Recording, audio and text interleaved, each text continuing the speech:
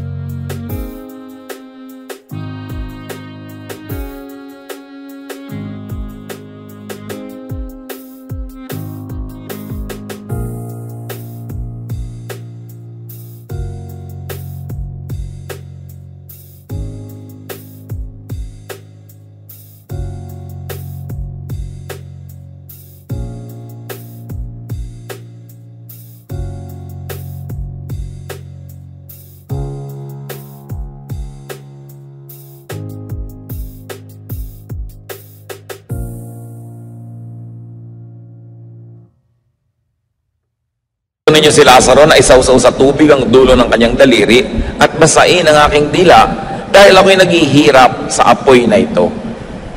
Ngunit sumagot si Abraham, "Anak, alalahanin mong nagpasasa ka sa buhay nung ikaw ay nasa lupa at si Lazaro naman ay nagtiis ng kahirapan. Subalit ngayon ay maligaya siya rito samantalang ikaw na may nagturo sa tiyan. Bukod dito, may malaking bangin sa pagitan natin, kaya't ang mga naririto ay hindi makapupunta dyan, at ang mga naririyan ay hindi makapupunta rito." Ngunit sinabi ng mayaman, "Kung gayon po, Amang Abraham, ipinakikiusap ko pong papuntahin na lamang ninyo si Lazaro sa bahay ng aking ama, sa aking 5 kapatid na lalaki. Subuhin po niyo siya upang sila'y bigyang babala, upang hindi sila humantong sa dakong ito ng pagdurusa." Ngunit sinabi sa kanya ni Abraham, "Nasa kanila mga sinulat ni Moises at ang mga propeta. Iyon ang kanilang sundin." Sumagot ang mayaman, "Hindi po sapat ang mga yon. Ngunit kung magpapakita sa kanila ang isang patay na muling nabuhay, magsisisi sila at tatalikuran ng kanilang mga kasalanan." Sinabi naman sa kanya ni Abraham, "Kung ayaw nilang sundin ang mga sinulat ni Moises at ang mga propeta, hindi rin nila paniniwalaan kahit ang isang patay na muling nabuhay." At nawa maging pagpapala sa atin ang muling pagtunghay sa napakatandang kasaysayan na ito na natitiyak kong alam nating lahat. Luke 16:19-21, as we study this now piece by piece. "There was once a rich man who wore expensive clothes and every day ate the best food. But a poor beggar named Lazarus was brought to the gate of the rich man's house. He was happy just to eat the scraps that fell from the rich man's table. His body was covered with sores, and dogs kept coming back and coming up to lick them." So here you see extreme contrasts. Sobrang magkaibang kalagayan. Yung mayaman na lalaki who wore expensive clothes and ate the best foods every day. Imagine yourself going to an eat-all-you-can restaurant every day. And of course, without saying it, this man could afford very expensive doctors and everything that money could buy. Meanwhile, Lazarus was covered with sores. He ate nothing but crumbs and had dogs as nurses and doctors. Ang tagapagpalinis niya ng kanyang mga sugat ay mga asong dinidilaan ng kanyang mga sugat na hindi niya siguro maitaboy. Maaaring siya ay paralitiko dahil kinakailangan siyang buhatin para ilagay doon sa pintuan ng mayaman at umasang matapunan man lang kahit ng mga sobrang mga pispis na nahuhulog sa hapagkainan ng mayaman na ito. He had to be brought there and therefore he lived on charity. Two contrasts. At ito ay bagay na bagay sa konteksto ng panahon dahil nung panahon naman talaga ng Panginoong Hesus, walang middle class. Either ang yaman-yaman mo o ang hirap-hirap mo, dalawa lang ang uri ng tao. But we were told that Lazarus was happy.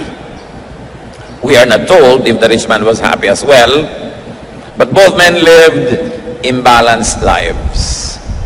Parehong tagilid ang buhay nila, hindi balanse, kumbaga nasa timbangan. Luke 16:22, the poor man died, and angels took him to the place of honor next to Abraham.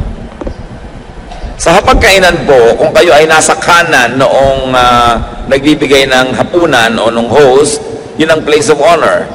Sa iba't ibang lipunan, iba't iba ang places of honor, but nevertheless, in any society, there's a place of honor on the dining table because the dining table is a social map. It tells you by how everyone is seated, how they are esteemed or considered in that society. And the Jewish people thought that heaven would be a banquet that God would give for them. That Abraham would be the host and the most important person there, and the guest of honor would sit next to him. Ito po ang pananalig ng mga Hudyo nung panahon na ito, na ang langit, ang kaharian ng langit, ang paglipat mula sa lupa patungo sa langit ay para bang isang malaking piyesta kung saan magkakaroon ng malaking handaan at si Abraham ang nakaupo doon sa pinakamahalagang upuan. Siya ang nasa kabesera ng mesa at pagkatapos yung pinararangalan uupo sa kanyang tabi. Yan ang paniniwala nila sa paglipat sa kabilang buhay. At ayon sa paniniwalang yon, ang historyang ito ay hinabi at kinuwento sa atin na itong namatay na si Lazarus ay doon pinaupo sa upuan ng karangalan. Hindi sinabi sa atin kung anong ginawa nitong Lazarus na to deserve it. Paano siya naging karapat-dapat umupo doon? Maaaring siya ay isang sagisag ng isang uri ng tao at lalo namang maaaring isa siyang talagang totoong tao na buhay. Perhaps Lazarus is a symbol of certain types of people that heaven is greatly pleased with. Perhaps. But what Lazarus did to deserve this honor is unknown to us. Now, if the story was literal, and that's the first thing to consider in any biblical story, that it is literal, it implies that the next life is about balancing. Laging ang kwentong ito ay ginagamit upang ituro ang impyerno, langit, ang pinupuntahan ng mabuti at masama. Pero hindi naman tayo sinabihan na masama yung mayaman at hindi naman tayo sinabihan na mabuti sa Lazarus. Walang sinabi tungkol sa kanilang morality. At lagi dito itinuturo na kung saan paraan. Pero mayroong isang napakahalagang aspeto ang kwentong ito na itinutuwid pag namamatay daw ang tao, at ito ay pagbabalanse. Kita ninyo, mula sa gutom na Lazarus, biglang merong feast. At mula sa isang Lazarus na laging gutom at uhaw, meron siyang iniinom. Ngayon siya ay nakakagalaw. So there was now food for the hungry, drink for the thirsty, comfort for those who suffer, acceptance and affirmation, even honor for those who have been rejected, and healing for the sick. Now he was no longer sick, and he was happy. If the story was symbolic, it still teaches that God's kingdom is about balancing. So kung ang pagtanggap natin sa kasaysayang ito'y literal, aktual, o kaya isang sagisag, simbolo ng mas matataas sa katotohanan, pareho pa rin ang mensahe. God's kingdom is about balancing. Kaya meron na namang food for the hungry. Bumukas ang eksena, ay yung lahat ng kabaligtaran ng nawala kay Lazarus sa buhay na ito, yun ang kanyang tinamasa. Luke 16:22-23. The rich man also died and was buried. He went to hell and was suffering terribly. Now, hell is not a very good translation. It came from the Greek word Hades, which the Jewish people often thought of as a place where the dead wait for the final judgment. Sa theology ng mga Jewish people, ang taong namamatay ay hindi agad-agad nagpupunta sa piling ng Diyos. Naghihintay muna sila doon. At syempre sa Christian theology, sinasabi natin na dahil ang inihintay ay ang tagapagligtas, nung dumating si Jesus, ay dinala na niya ang mga naghihintay doon sa piling ng Ama, at ngayon ang namamatay ay diretsyo nang pumupunta sa Ama at hindi na naghihintay. Yan ang basic Christian theology. But at this time, when Christian theology was not yet fully developed, it was only emerging, people in Israel thought that when they died, they went to a halfway house to wait for the final judgment, where they would be led into the presence of God.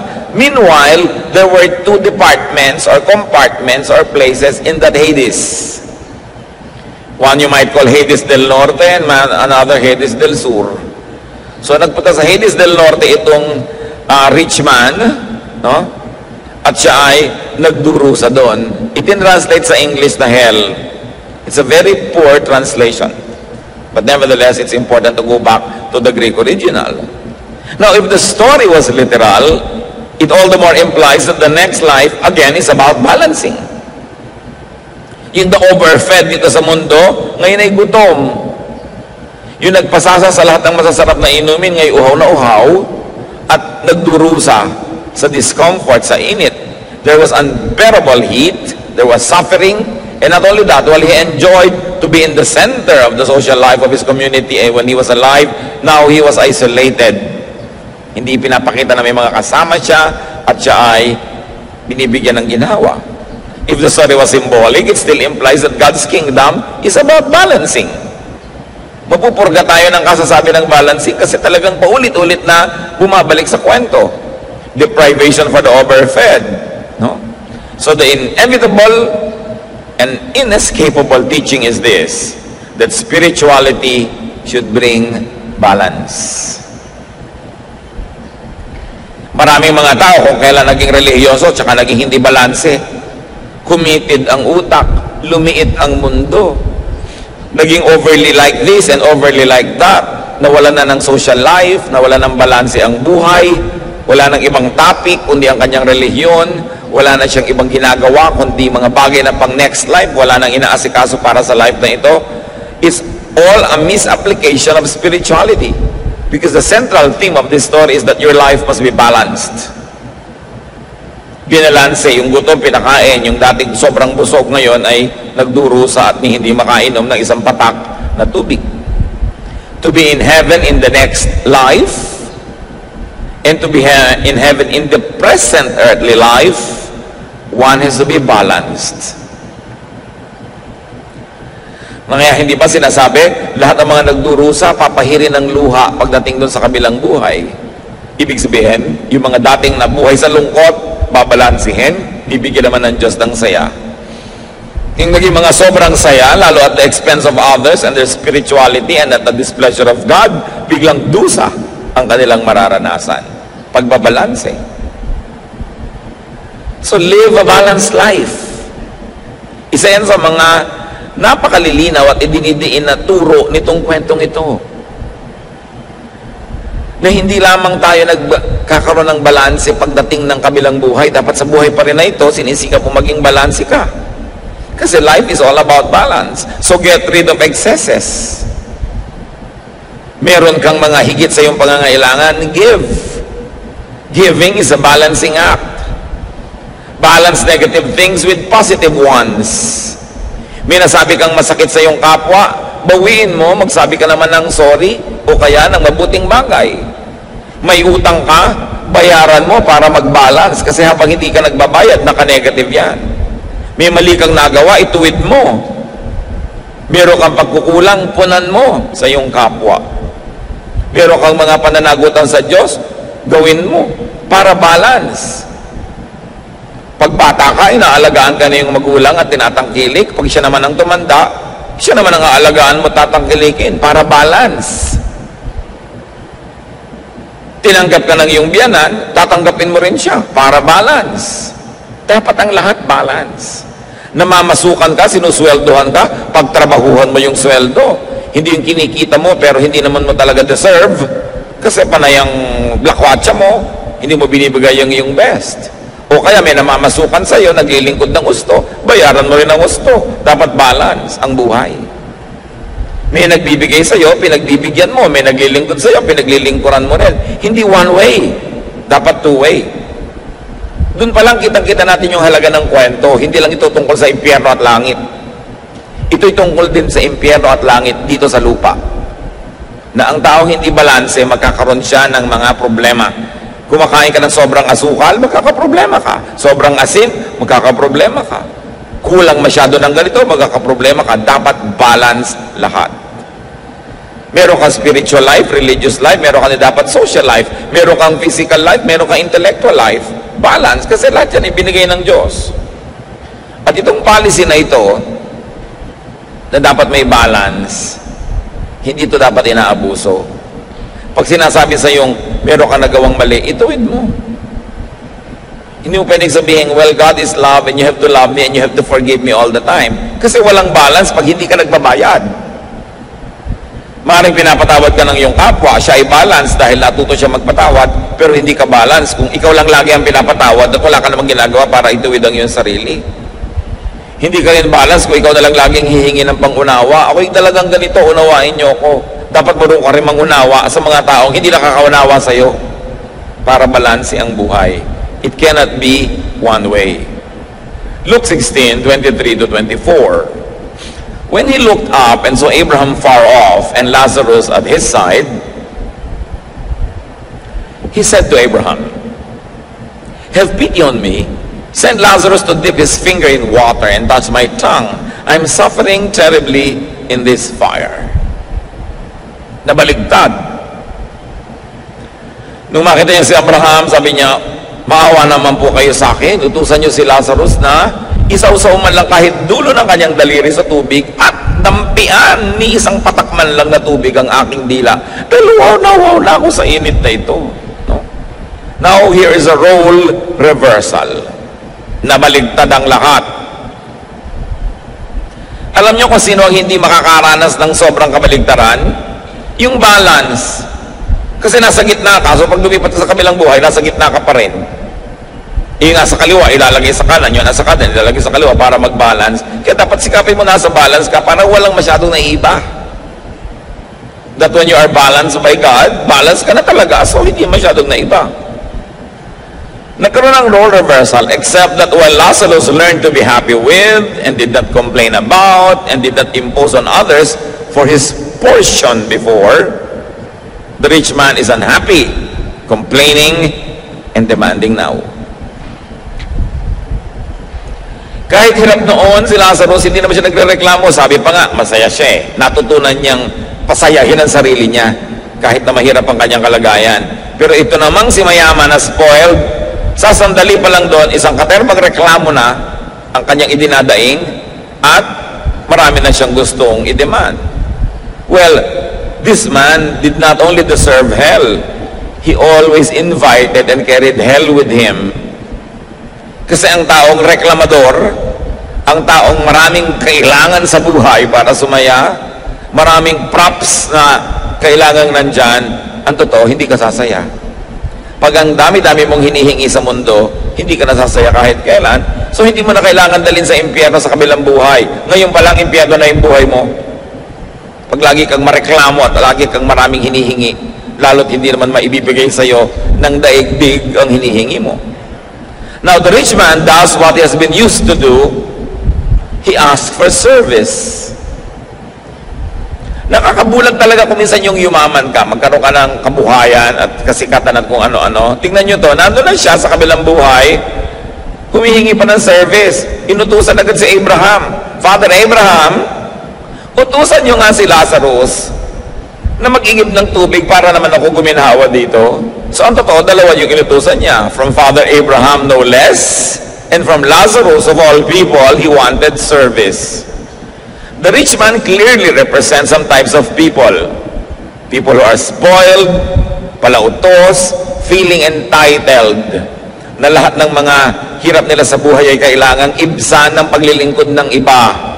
Lahat ng kanilang inip ay dapat libangin ng iba. Lahat ng kanilang pangangailangan ay dapat ibigay ng iba. Kahit load sa kanilang telepono na wala pa silang trabaho, kailangan na nila ng maraming load. Kailangan may ibang magbayad ng load na yan.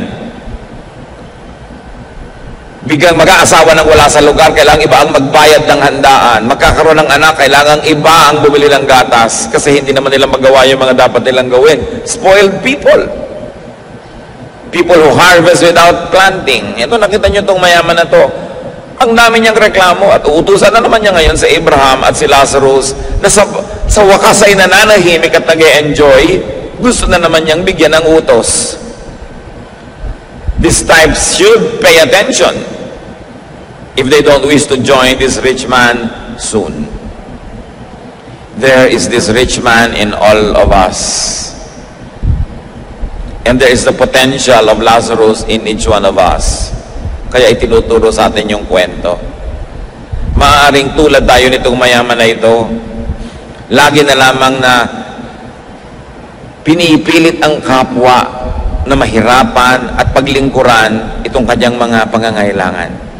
Luke 16:25. Abraham answered, "My friend, remember that while you lived, you had everything good. And Lazarus had everything bad. Now he is happy, and you are in pain." Obvious ba mga kapatid? Balancing is accomplished in Hades. Sabi niya, sasandali ka palang naghihirap ha. Gusto mo na agad paglingkuran ka namin. Nakalimutan mo na ba na sarap-sarap ng buhay mo nun? Hindi ka nakaisip tumulong sa kapwa. Hindi ka man lamang naging mabuti. Tapos ngayon, itong nahirapan si Lazarus, gusto mo utusan na agad. Pasensya ka. Yan ang hinahanap na pagbabalansin ng buhay mo dahil diyan ka lumabis. This is not even about doing bad or doing good. It's just about being imbalanced. It's just about imbalances, having too much of having too little of life's supplies. Sa lahat ng laging gipit, gutom, uhaw, kapos, alam ng Diyos ang inyong kalagayan. At yan ang pangako ng kwentong ito, mababalanse yan. Mainam na mabalanse, dito pa lang sa buhay na ito. Pero kung kayo mapagkaitan ng kapalaran sa buhay na ito, dahil sa napaka-oppressive system ng buong planeta, alam ng Diyos kung paano kayo bibigyan ng ginhawa sa kabilang buhay. Alam ng Diyos kung paano kayo bibigyan ng gantimpala sa pagtitiis. Lalo na sa pananatiling mabuti sa kabila ng mga hirap na ating dinaranas. Ito ang central theme ng kwento. Ang pinag-uusapan pa lang dito mga kapatid, imbalance. Paano pa kapag pinag-uusapan yung being bad or good? Pag pinag-usapan pa natin yung the bad is punished and the good is rewarded, lagong lumilinaw ang dapat natin gawin sa ating buhay. That we should be good. So that we don't need grave balancing. Kasi balance na tayo. Kasi good na. Na dapat na nating ituwid ang ating sarili kasi pilipitin at ituwid pa tayo pilit ng langit. That we should volunteer to balance ourselves. Pag ang dami-dami niyong blessing, magkusa na kayong mamigay. Pag meron kayong lakas na extra, kusa na kayong maglingkod sa mga mahihina. Pag kayo'y matalino, kusa na kayong magturo doon sa mga kulang sa kaliwanagan. Pagka marami kayong mga biyaya sa buhay, mamahagi sa mga kinakapos. Kung binibigyan kayo ng Diyos ng pagtitiis at pagtsatsaga, humanap kayo ng krus na inyong papasanin at pasanin nyo yun. Kung minsan yan ay yung mga paglilingkod sa kapwa, yan ay pagmamalasakit, outright giving. This story is a warning to the overfed, to the overabundant and overindulgent, people who never share blessings. Na kung kayo ay merong mga kumpanya, matuto naman kayo mag-profit sharing. Okay, legally speaking, tama naman ang ginagawa nyo, nagpapasweldo kayo. Hindi na kayo pwedeng idemanda sa Department of Labor. Nagbibigay kayo ng mga hinihingi ng legal systems of our country, pero kayo naman ang nakakaalam kung lumalangoy kayo sa mga tubo. Napakahirap ba naman na mag-share ng profit doon sa mga katuwang nyo sa trabaho ng mga manggagawa? Huwag nyo nang antayin na langit pa ang magbalanse. Kailangan mag-volunteer na tayo. Hindi ba? Paminsan, nakakahalata kang, ay, sobra na yata akong tamad. Walang kilos-kilos ang aking katawan. Magbo-volunteer ka na mag-exercise para hindi mo naantay yung magkasakit at mapuwersa kang mag-exercise. Pag alam mo na hindi balance ang kinakain mo, ikaw na yung mag-balance kaysa mag-antay ka pa ng stroke, mag-antay ka pa ng sakit, at pagkatapos talagang binalance ka dahil nakaswero lang yung pagkain mo. Kailangan pa ba nating hintayin na pilitin tayo ng kalikasan? Nahampasin tayo ng langit para ituwid natin ang mga kalikuan natin? Mas masarap ikaw na ang kusang gumagawa nun. Kaya maganda araw-araw ang tao nag-iisip, sumobra ba ako? Sumobra ba ako sa pang-aapi sa asawa ko? Sumobra ba ako sa pag-expect sa mga magulang ko, ang tanda-tanda ko na? Sumobra ba ako sa mga masasakit kong salita sa aking mga empleyado? Sumobra ba ako sa panggigipit sa aking kapwa? Sumobra ba ako sa paglalagay ng interes sa mga pautang ko? Lahat ng sobra, itinutuwid yan ng Diyos. Pag hindi ka nagkusang magtuwid, mapipilitan kang ituwid ka ng langit. James 5:5, you have lived on earth in luxury and self-indulgence. You have fattened yourselves in the day of slaughter. Sabi, o namuhay ka dito sa mundo sa sagana at pasasa, pinatataba mo lang ang sarili mo na parang kakataying baka. Pinapataba mo lang ang sarili mo para sa matadero. Yun ang sinabi ng James 5:5. So ikaw na ang magtanggal-tanggal ng mga sobra. Hindi ko mo pinagtsatsagaan ka ng iyong asawa, aabusuhin mo na siya. Hindi ko mo ikaw lagi ang nasusunod, hindi mo na itutuwid yun. Kailangan magkusa ka. Meanwhile, Hades is comfort for the always hungry, the always needy, and the always poor. Buti na lang may ganong pagbabalance na inaasahan nating mababalanse at maitutuwid yan sa buhay natin dito sa lupa, pero hindi man natin sapitin yon at masaklap man ng maging dulo ng buhay na ito, may naghihintay na pagbabalanse na inilaan ng Diyos. And there was no morality attached to the story. It was simply a story of balancing. That God is God of balance, and God will balance all imbalances. Because God sees, God hears, God knows. So just stick closely to God and never give up on God. Never give up on your faith, even if you're suffering. Sa kabila at sa dulo ng lahat ng pagdurusa ay ang ginhawa na inilalaan ng Panginoon. Mapagmahal siya. At ang ginhawang inilalaan niya, hindi laging may moral clause. Mahal lang tayo talaga ng Diyos. At kung tayo naman ngayon yung pwedeng magbigay ng ginhawa sa ating kapwa, ibigay na natin. Kasi there is also the Spirit of God in each one of us. If there's the Spirit of this rich man in each one of us, all the more that there's the Spirit of God in each one of us. Kaya dapat din tayo na kumilos na parang kung Diyos ang kikilos, yun din ang ikikilos natin. Maging maibigin tayo, tulungin, mapagkalinga sa kapwa. So, sabi nitong si rich man, patawirin niyo naman si Lazarus dito at padalan ako ng tubig. Hindi pwede. Nasobrahan ka na ng saya nun eh. Panahon na ngayon ng pagbabalanse para sa'yo. Tsaka may isa pang dahilan kung ba't hindi pwede yan. Luke 16:26. And besides, there is a deep ditch between us, and no one from either side can cross over. Sabi niya, alam mo, gustuhin man ni Lazarus na sundin ang utos mo, hindi rin pwede eh.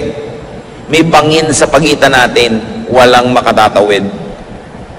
Hindi kami pwedeng magpunta dyan at hindi kami pwedeng magpunta dito. May bangin na hindi pwedeng tawirin. Parang familiar, ano? A metaphor of the great social divide on earth. May tarangkahan ng bahay niya, yun yung bangin. Hindi pwedeng tumawid si Lazarus, hanggang tarangkahan lang siya. Nasa loob naman si mayaman. Di ba laging may mga ganyan division? Hanggang dyan ka lang, hindi ka pwede dito. Exclusive ito. Sa amin lang ito. By membership lang ito. Gated community kami. May gwardiya dito. Kailangan may sticker ka. Kung wala kang sticker, hindi ka makakapasok. Yung mga ganyan-ganyan, ano? There's always this divide, this bangin between the rich and the poor. So, merong alabang girl at merong alamang girl. Di ba? So, alam na alam mo, ay, alabang girl ito. Ito may alamang. So, may social divide. Merong educated and ignorant. Merong, yung mga relihiyoso, merong holy and sinner. Nauso yun sa mga Israelites noon. Holy kami, sinner kayo, hindi kayo pwedeng makisalamuha. Na tinawid ni Jesus, ha? Yung bangin na yon. Yung rich poor, tinawid niya. He ministered to everybody. The educated and the ignorant, tinawid niya. At siyempre, racially, merong white and black. Maputi kami, maiitim kayo. Diyan kayo mga ita. Diba? Dito kaming mga tisoy. Merong ganyan mga division. At yung division na yon, na-enjoy ng rich man sa earth. Kasi, hindi matawid ng mahihirap yung pagitan ng mahirap at mayaman. Laging nandun lang sila, etsepuera, tagalabas. Hindi nila yun natawid. Hindi nila napasok yung maginhawang daigdig ng gated villages ng mga mayayaman. At kung paano na-enjoy ni mayaman yung pagkakahati nun, ngayon gusto niyang baligtarin. The rich man wanted the chasm crossed to his advantage. Kung nung araw, hindi niya papatawirin at papasukin sa kanyang bakuran si Lazarus, ngayon na siya ang nagdurusa, gusto niyang papasukin para dalhan siya ng tubig. The same selfish advantage he didn't want crossed by others in his past life, now he wants crossed. Remember, Lazarus remained outside just at his gate. Isang major lesson yan, don't burn the bridge over which you too must pass. Pag sobra ka laging exclusive ang gusto mo, paano? Baka ibigay nga sa'yo, exclusive, wala makapunta sa'yo, hindi ka mapuntahan. If you want to receive, give. Cross that ditch. If you want to be forgiven, forgive. If you want to be understood, understand. Remember that you keep only what you give away. If you like to cross over to other people's paradise, be willing to let other people cross over to your comfortable place. Gusto mo ang mga tao'y makiramay sa'yo sa panahon ng iyong hirap, makiramay ka ngayong maginhawa ka sa panahon ng kanilang hirap. Share your abundance, share your happiness, share your good fortune. Kumain ka ng masarap sa isang restaurant, why don't you order a special food and give it to your waiter? Iuwi niya sa kanyang asawa. Share. Napakahalaga to share. Luke 16:27-28. But the rich man said, Abraham, then please send Lazarus to my father's home. Let him warn my 5 brothers so they won't come to this horrible place. Sige po, kung hindi pwedeng tumawid si Lazarus patungo sa akin, pabalikin nyo na lang sa lupa. Papuntahin nyo sa bahay namin at bigyan ng babala ang mga kapatid ko para hindi sila kailangang mapunta rin dito. Ayokong mapunta sila dito. So again, another typical amo brought this man to his hell. Maaaring yun ang dahilan kung bakit siya nasadlak dito. Pero take note mga kapatid, marami ring poor na selfish. Hindi napunta dito sa pagdurusa yung mayaman dahil mayaman siya. Hindi sinabi yun, ha? Yung ugali niya nagdala sa kanya doon. Hindi rin naman sinabi kaya napunta tong si Lazarus doon sa ginhawa dahil mahirap siya. Dahil maraming mahirap na ang mga ugali hindi pwedeng dalhin sa paraiso. The economic situation of these 2 men were not the relevant points. But we can surmise that it is about their character, about how they conducted themselves, how they lived their lives. So this is not just about class war or class struggle. It was a moral, social situation.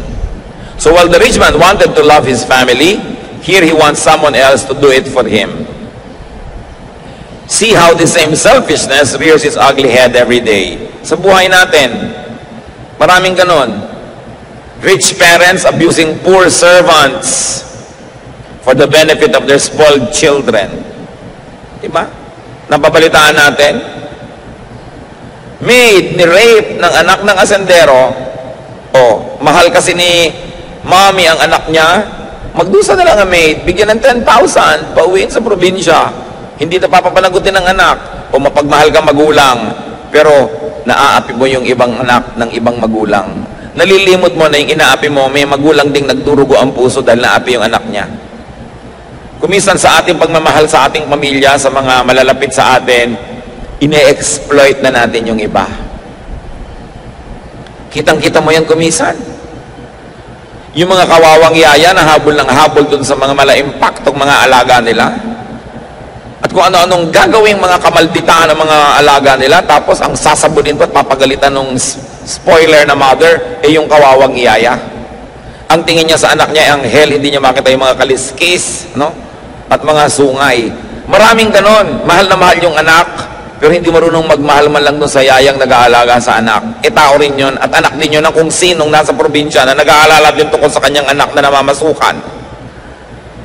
Dapat nga kung marunong tayong magmahal ng anak natin, lalo ka natututong magmahal ng lahat ng tao dahil bumukas yung puso mo sa kahulugan ng pagmamahal. Pero yung bulag na pagmamahal, ang mahal mo lang yung anak mo kahit rapist. Kahit yung anak mo ay may binaril, my son is very good. Nakikita mo sa TV lagi, mga bulag na magulang. May minasakir na yung mga anak nila. Gusto nila, suhulan na lang lahat yung tao at palusutin yung mga anak nila. Pag-ibig sa konti, pero paggamit at paglabag, no, sa mga basic decency sa buhay. Kasi malakas bumulag yung pagmamahal sa kamag-anak. Pero huwag nating lilimutin na lahat ng tao ay kamag-anak natin dahil lahat tayo nilikha ng Diyos. May naka-assign lang sa'yo na naging biological children mo, biological relatives. Pero sa palagay nyo ba, may kinikilingan na tinitingnan ng Diyos? Mahal niya ang lahat ng tao. Kaya dapat marunong tayo magmalasakit. Hindi yung meron kang kikidnapin at papatayin mo dahil mag-i-enroll ang anak mo.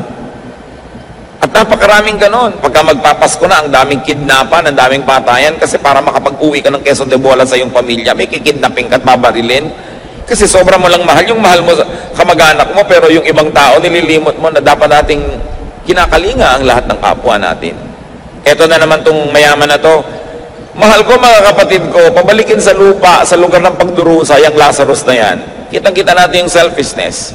Parang sila lang may karapatang mabuhay at sumaya. There was imbalance. No? Napakaraming mga ganyang uri ng pag-abuso ng ating kapwa. Balikan natin ang kwento, Luke 16:29. Abraham answered, "Your brothers can read that Moses and the prophets wrote. They should pay attention to that."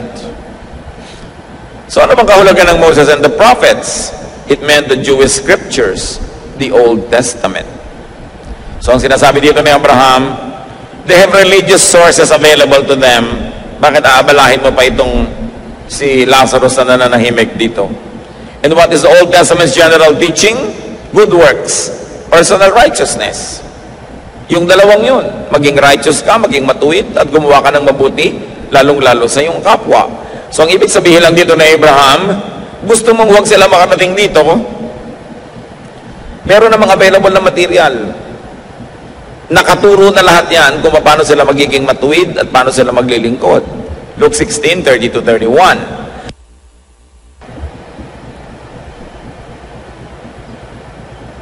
Then the rich man said, "No, that's not enough. If only someone from the dead would go to them, they would listen and turn to God."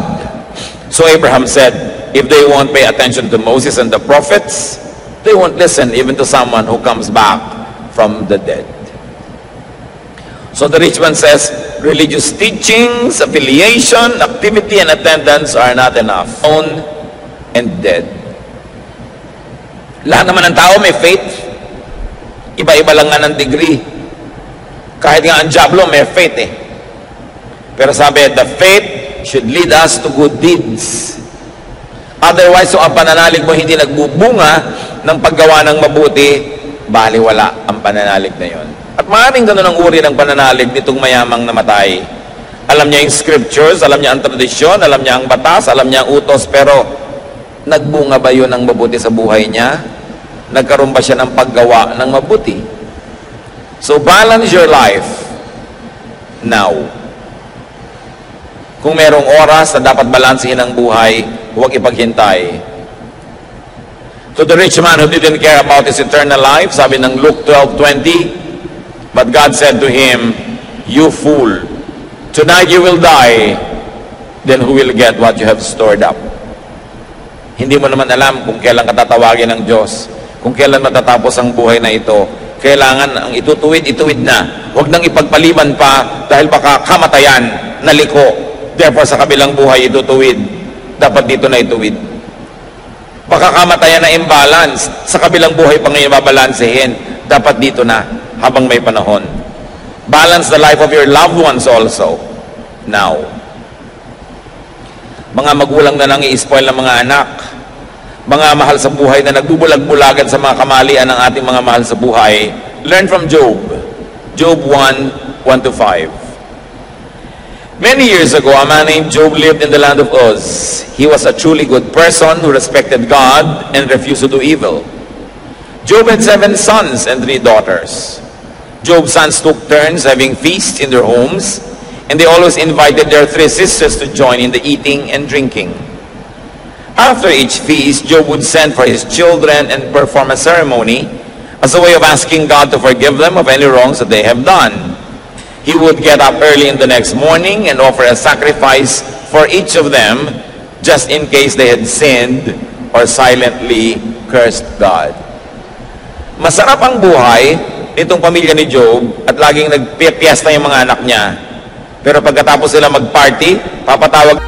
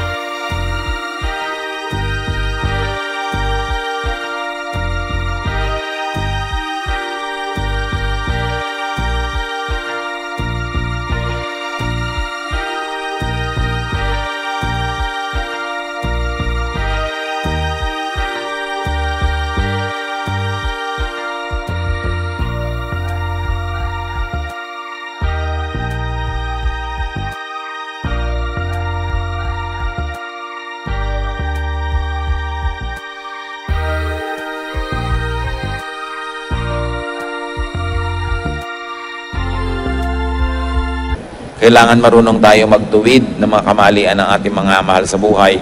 Kung hindi, aantayin pa ba natin na langit ang pumalo sa kanila at sa atin?